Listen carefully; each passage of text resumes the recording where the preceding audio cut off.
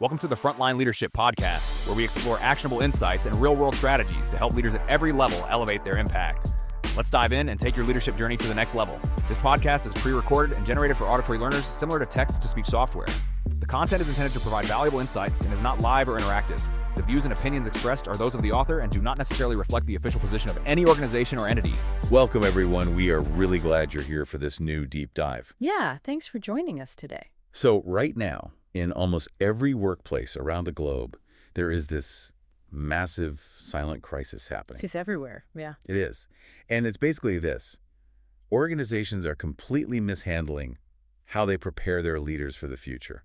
I mean, they're just getting it totally wrong. Completely wrong. And, you know, we walk past the fallout of this every single day without really realizing that it's an intentional structural choice. Right. So to really get into why this happens, our grounding source for today is this fascinating report from March 2026. It's called Frontline Leadership, issue number 4, and it's by Dr. Christian Skierski. It's a great piece because he lays out all the hard data, but he also paints a very sharp picture of the human cost here. Okay, let's unpack this with a story he shares right at the beginning of the text. I want you, the listener, to picture a woman. She is a high performer, right? Demonstrating a ton of promise in her individual role. So leadership decides she's ready for the next level, and they promote her. Makes sense so far. Happens all the time. Exactly. But fast forward 8 months. She is now managing a team of 11 people. 11? That's a lot for a first-time manager. It's huge. And she's been handed a departmental budget that she literally does not know how to read. Oh, no. And her performance expectations. She learned about those the exact same week her brand new team learned about theirs. Which is just wild. You naturally have to wonder, like, what kind of developmental runway was she actually given? Like, What training did she receive to prepare her for the responsibility of managing 11 human beings and a financial ledger? Well, her manager called her a natural. Oh, helpful. Super helpful. And Human Resources sent her a welcome packet. A packet. A welcome packet, yeah. And inside that packet was a link to the company's online learning portal. Groundbreaking stuff right there. That was it. That was the absolute entirety of her leadership development. But, you know, Dr. Skierski's conclusion after sharing this is the really chilling part. Yeah, she was not an edge case. No, she wasn't some weird anomaly at a disorganized startup. She was the norm. And I want you, the listener, to just pause and think about your own career trajectory for a second. Yeah, think about it. Think about your current boss, or maybe the very first time you were put in charge of a project. Did you actually receive structured training on how to lead people? Or were you just handed a packet and told to figure it out? Exactly, figuring it out on the fly. Because understanding why this happens unlocks so much about why our day-to-day work lives feel so chaotic. Right, and the report actually gives this chaos a name. He calls it the inversion problem. The inversion problem, yeah. Because organizations are spending billions of dollars on preparing leaders. The money is definitely flowing. Oh, they spend plenty of money. But they are systematically spending it on the wrong demographic. Yeah, the structural data proves this is not just one bad HR department, forgetting to send a calendar invite. Right. This is a deliberate choice. The inversion problem basically describes how organizations concentrate the vast majority of their formal training at the absolute top of the pyramid. The very top. Right. We're talking about highly tailored executive coaching, C-suite offsites, exclusive senior retreats. And Dr. Skierski points out the painful irony here. That top tier is exactly the level where those development dollars produce the least marginal return. Yes. The real gaps, the places where organizational risk is just quietly building up day by day, that's at the front line. That's where the actual work happens. Exactly. And yet, there's this 2023 DDI Global Leadership Forecast he cites. It shows fewer than half of frontline leaders report receiving any quality leadership development at all. The cognitive dissonance in that DDI study is staggering, honestly. It really is. Because those same surveyed organizations rank developing the next generation of leaders as a top 3 strategic priority. But they don't fund it. Exactly. The stated values on their corporate websites simply do not match their actual financial investment patterns. Not at all. And to put a really fine point on it, there's this 2014 McKinsey quarterly stat in the report that makes this gap impossible to ignore. Oh, the age gap data. Yes. They found that the average age when a professional gets their first formal management responsibility is 30. Right, 30 years old. But the average age when they receive their first formal leadership training is 42? A 12-year gap. A 12-year gap. I mean, think about that. It's like giving someone the keys to a massive, fully loaded 18-wheeler truck when they're 30. Just handing over the keys. Yeah, and you point them toward a busy highway in heavy traffic, and you say, hey, good luck out there. Have fun. We'll officially teach you how to use the brakes when you turn 42. It's absurd when you frame it like that. It is. You have people driving the culture, dictating the daily output, managing the psychological safety of the workforce, completely unguided for over a decade. And by the time they turn 42 and finally get invited to a real seminar, their bad habits haven't just formed, they've calcified. Totally baked in. What's fascinating here is the underlying psychology driving this behavior. Like, why do companies allow a 12-year gap to even exist? Right. Why do they think this is okay? Well, Dr. Skierski notes that organizations have functionally decided to categorize leadership development as a luxury good. A luxury good. Wow. Yeah. They treat it like a corporate perk that you earn access to through seniority. You know, you put in your time, you climb the ladder, and your ultimate reward is an executive coach. Rather than treating it like basic infrastructure. Precisely. If it were treated as infrastructure, it would be built into the foundation of the system from day one. Instead of just being a shiny ornament placed at the very top. Exactly. So that structural flaw leads us to a massive secondary question. If companies are ignoring the front line, the people actually managing the bulk of the workforce, why do they think their culture is surviving? Well, they rely on a concept the report calls the cascade myth. The cascade myth. Right. It's a seductive, persistent, and entirely false assumption. The myth basically suggests that if you just develop the executives, their superior leadership skills will automatically trickle down through the rest of the organization. So it's basically like a corporate game of telephone. Exactly like telephone. The CEO whispers this beautiful, strategically sound vision at the top, and they just assume it will arrive at the front line perfectly intact. Which never happens. Never. Anyone who has ever played telephone knows that by the time the message passes through 5 layers of untrained middle management, the original intent is completely distorted. And the research explicitly proves that distortion. The report cites this longitudinal research by Zenger and Folkman. Right, from 2002 to 2019, I think. Yes, and it definitively shows that leadership skills do not cascade automatically. Without direct, targeted investment at the front line, the gap between executive intent and on-the-ground reality consistently widens. Because culture doesn't actually live in a brilliantly written memo from the C-suite. It really doesn't. Culture is the daily decisions made in the middle. It's the frontline leader deciding how to handle an underperforming employee on a random Tuesday afternoon when no senior leader is anywhere near the room. And let's look at the financial consequences of that Tuesday afternoon.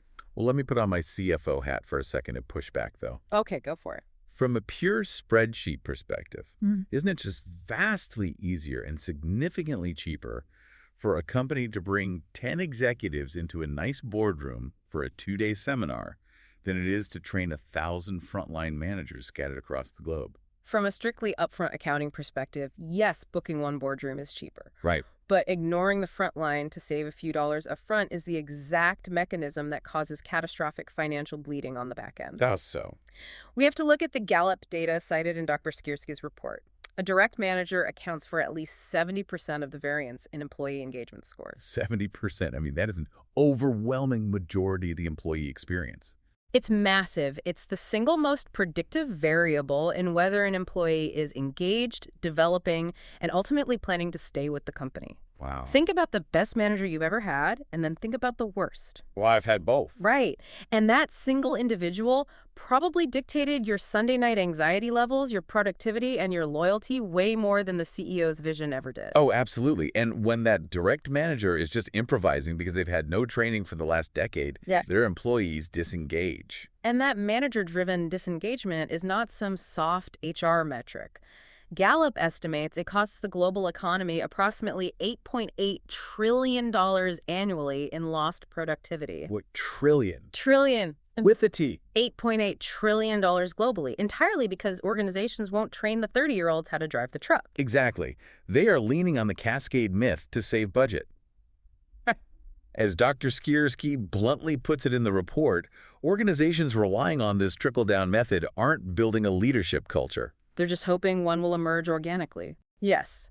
And as he notes, hope is not a talent strategy. Hope is not a talent strategy. That is a phenomenal line. It really is. So if the trickle-down model is fundamentally broken and the inversion problem is costing the global economy trillions, we have to look at how companies should actually be training these people. Right, because clearly reading a PDF on a portal isn't moving the needle. Not at all.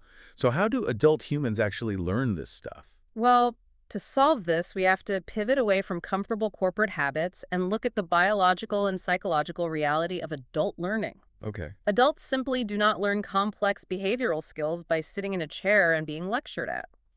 The report brings in the foundational work of psychologist David Kolb. From the 1980s, right? Yeah. Back in 1984, Kolb published a rigorously supported model called the Experiential learning cycle. He proved that learning is not a one-time event you attend. It is a 4-step cycle you must experience. Let's walk through those 4 steps because this fundamentally shifts how we should view corporate training. Definitely.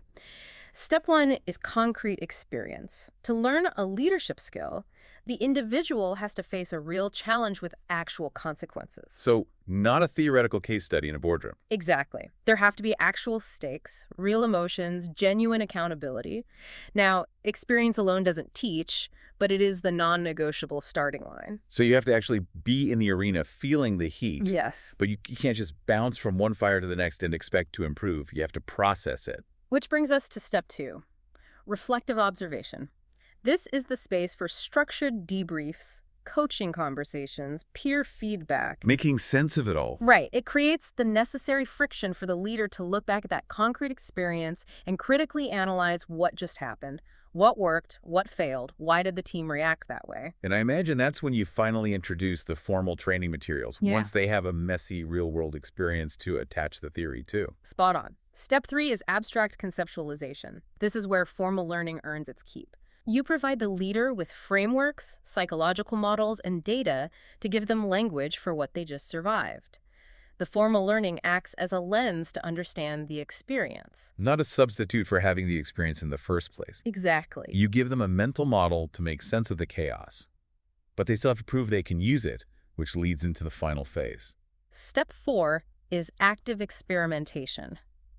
The leader takes that newly acquired framework and intentionally applies it to a brand new situation. Can you give an example of that? Sure. Let's say they just learned a framework for de-escalating conflict. The next day, they actively test that framework during a tense conversation with a passive-aggressive vendor. Ah, okay. Then the cycle repeats itself, building greater capability every single time. And the key here is, if you disrupt any stage of this 4-part cycle, the behavior change simply fails. Here's where it gets really interesting for me. When I look at Kolb's cycle, it maps perfectly onto something highly relatable. Oh yeah, like what? Learning how to cook. Okay, I like this. Think about it. Reading a cookbook or scrolling through a recipe blog, that is just abstract conceptualization. It's only step 3. Right. You don't actually learn how to cook by reading about the science of a seer. You learn when you step into the kitchen and totally scorch the eggs. Yes. That is your concrete experience. Real stakes, ruined breakfast. And then you find yourself just staring at the smoking pan. Exactly. You stare at the pan, that's reflective observation, and you piece together that the burner was way too high. Makes sense. So the next morning, you try again, but this time you intentionally lower the heat. That's active experimentation. You need the entirety of the cycle to actually become a cook. If we connect this to the bigger picture of the corporate world, it explains exactly why standard compliance training and annual reviews fail so miserably. They're just handing out the recipe without ever letting anyone turn on the stove. Exactly. An organization can easily schedule a 2-hour classroom session. They can mandate a seminar, but they cannot schedule the lived experience. They cannot mandate the internal reflection, and they certainly cannot schedule the consequence. That is why most leadership programs produce a vague awareness of a concept, but zero actual capability to execute it under pressure. And there is heavy empirical backing for this too, isn't there? Oh, absolutely. The report cites Google's Project Oxygen, which was a massive internal research initiative from 2008 to 2012. What did they find? Google empirically found that their absolute highest performing managers were not built in formal classrooms.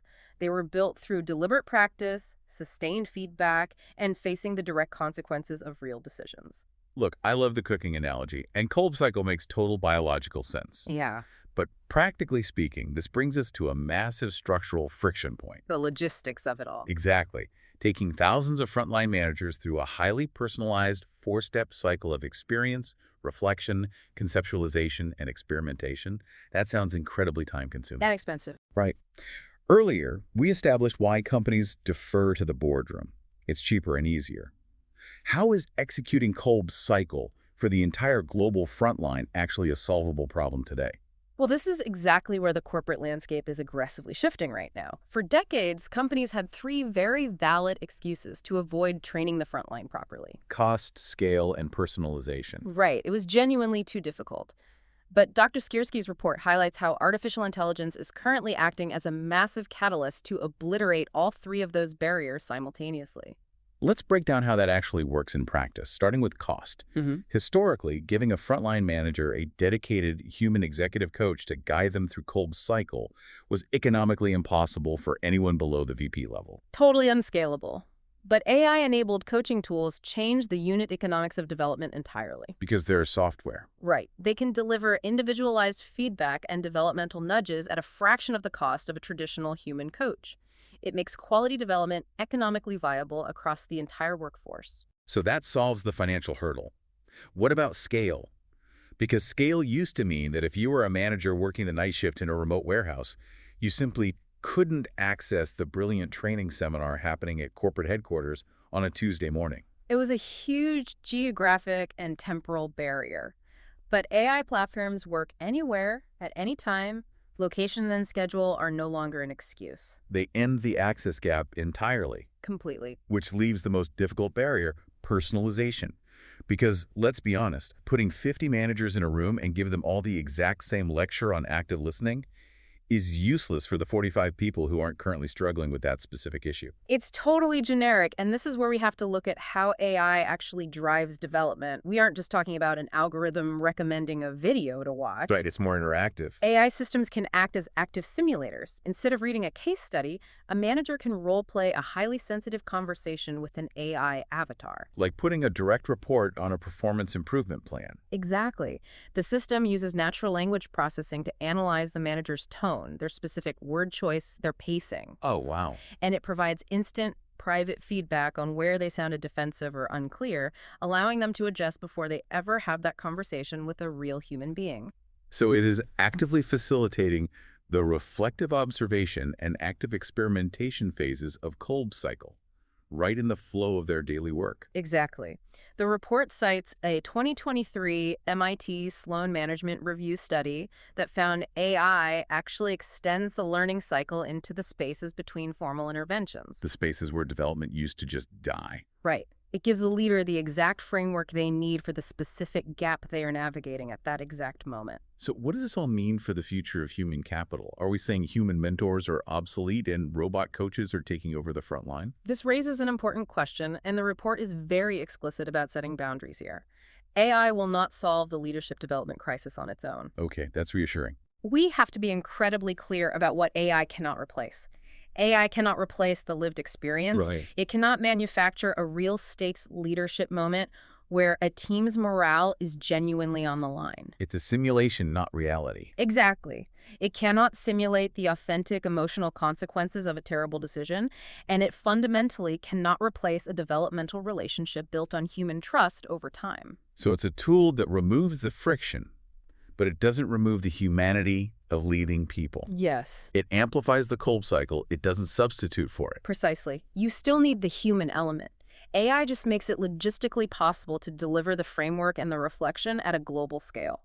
Okay, so pulling all of this together from Dr. Skierski's research, there is a massive design imperative for companies moving forward. A huge one. If organizations want to stop that $8.8 trillion bleed, they have to restructure their approach around three core pillars. First, development must happen earlier. We have to close that 12-year gap between the age of 30 and 42. Right. Deliberate intervention needs to happen the moment they take the role, before the bad habits calcify. Second, development has to happen continuously. The data clearly shows that without ongoing reinforcement, a leader's newly acquired skills will revert right back to their baseline within 6 to 12 months. Wow, that fast. Yeah. A single high-quality program might produce a temporary spike in capability, but those gains degrade rapidly without continuous application of Kolb's cycle. And third, development has to happen everywhere.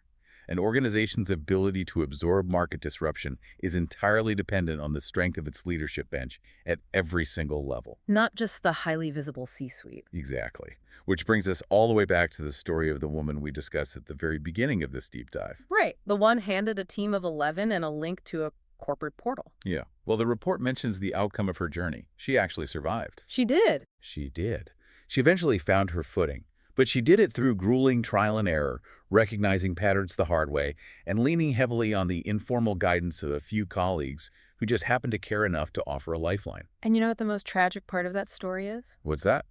How her organization categorized her survival. Because she eventually became effective despite their broken system, the organization looked at her trajectory and confidently labeled it a development success. Wow. Are you kidding me? No, but Dr. Skierski completely rejects that label. He points out that it was not a success, it was a near miss. A near miss. She figured it out through sheer grit and the random kindness of her coworkers.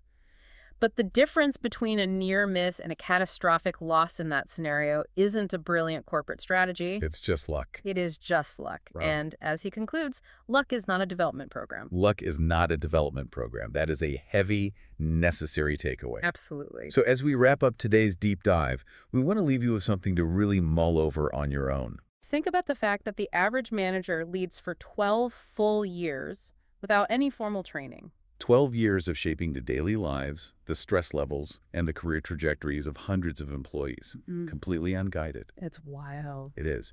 So when you log on to your next team call or walk into your office tomorrow, take a look around. Think about your own workplace. How much of your company's unique culture, the brilliant successes, the daily frustrations, and the deeply toxic dynamics isn't actually by design at all? How much of it is just the compounded result of decades of unguided improvisational survival tactics by people who were thrown into the deep end without a lifeline? It is an uncomfortable question, but it's one every single organization needs to ask itself if it wants to survive the future of work. It really is. Thank you so much for joining us on this deep dive. Keep questioning the systems around you, and we'll see you next time. If this conversation made you rethink how leadership is evaluated, you'll want to stay with Frontline Leadership. Follow, subscribe, and join us as we break down what decision makers are really listening for when the stakes are high.